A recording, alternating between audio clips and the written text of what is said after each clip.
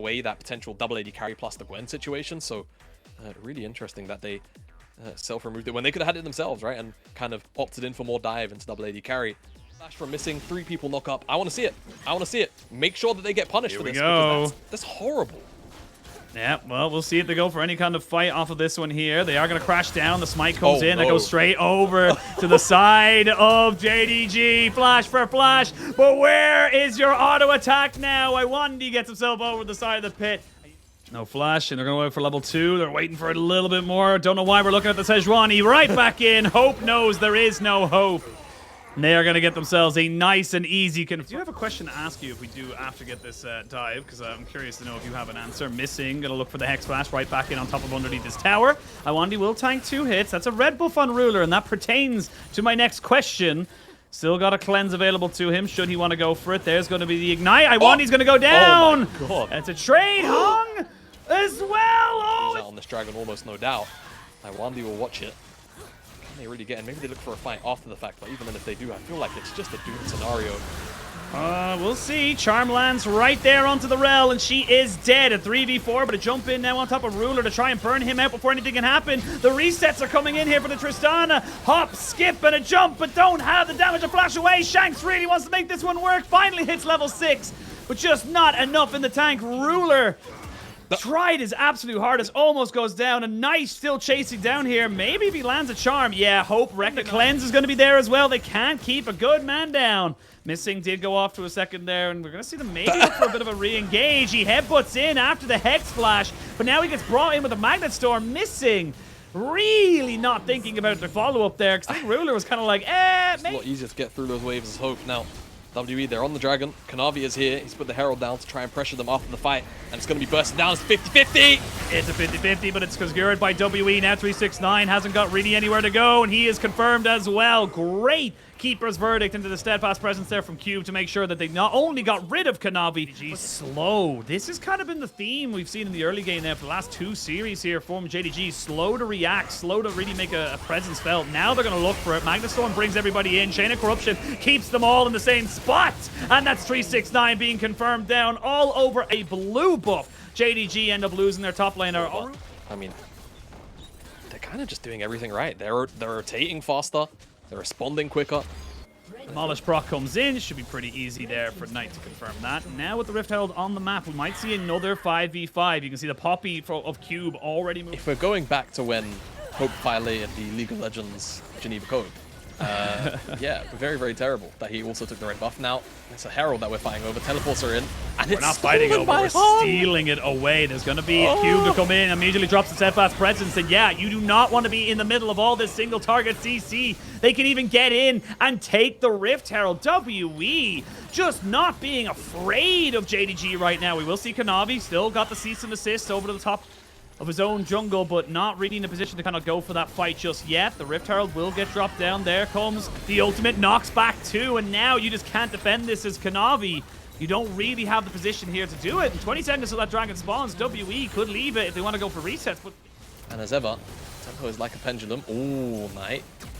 We'll just force out the Buster Shot. Really well timed on the charge. Damage you get with a explosive, you know, kind of a bomb on your head, a load of blighted quivers. So Knight, though, start to prioritize their vision around this newly spawned Baron. That's where they kind of started to fall away for them in the first game, and maybe it's going to happen again here in this one. We are going to see a perfectly buffed ultimate there from Shanks, and they punish here onto Kanavi. Both flashes by Kanavi and Knight used to try and make that play happen, but Shanks was as cold as DPS, so 369 really has to pull out a clinic here. Here we go. Charm lands. They can burn down the Sejuani to be huge, but that denial, the Keeper's Verdict, and the verdict is no. Kanavi will not be able to get himself into on time. They're trying to get the resets in. Hope will have to flash over the wall, but for the moment, he's still going well. Knight has got himself a Spirit Rush, and they should be able to kill off the AD carry of WE. Now they can get Iwandi as well. What was looking like a perfectly clean-cut win here for the side of WE has gotten a little bit scrappy, but they still get them. I mean, at the end of the day, even once Ruler goes in, Chains of Corruption or not, he's still getting hit by it. I think that's the thing. Still, very, very unfortunate. And presence available for WE on this Baron pick, and they should be able to pick up at least one of these tier 2s. So, good rotations now coming in. No real objective on the map for at least another 4 minutes, maybe even a little bit less because of the Baron respawning, but Overall, you're not unhappy with the state of the game for now for WE, but we saw this in game number 1, and even despite from that, not normal at all. WE definitely pushed JDG a bit. Ruler gets hit by that, and that's his cleanse. Missing is gonna go missing as he gets caught out here. Cube stopping Knight from having any impact in this fight, and again, another great pick here for WE. No objective ready decisions, so now WE recognize this, and they're pushing in towards that mid lane. They've got a cannon if they wanted to try and push in to try and get that, but JDG already forcing them here onto the Baron. There's a good bit of damage onto Iwandi. He's already lost half his HP, but Knight loses the Spirit Rush. Baron still being taken here. Iwandi crashes down away from this whole entire fight. Baron resets. Good charm there, straight in, right on top of Shanks, who does not get the buffer, but eventually gets himself away. Now with the Redemption coming out, trying to give back a little bit more HP to Iwandi. We can see them kind of fighting on 2 different fronts. Cube seeing if he can keep everybody away. Ruler goes golden, flashes away, just gonna get himself back out of this fight as Shanks goes in. One more auto attack as both Shanks and Ruler take each other out. It's a 2 for 2. These health bars are low, but you gotta feel with the long range of this Varus, it's all WE's time now. They know they've got themselves the jungler advantage as well, so they can look for this Baron if they truly feel it. Yeah, if they can get maybe Missing here, smite commit, it's not going to be enough slow. A couple more flashes, Missing's gone. Surely, oh, healing from the passive. Never mind.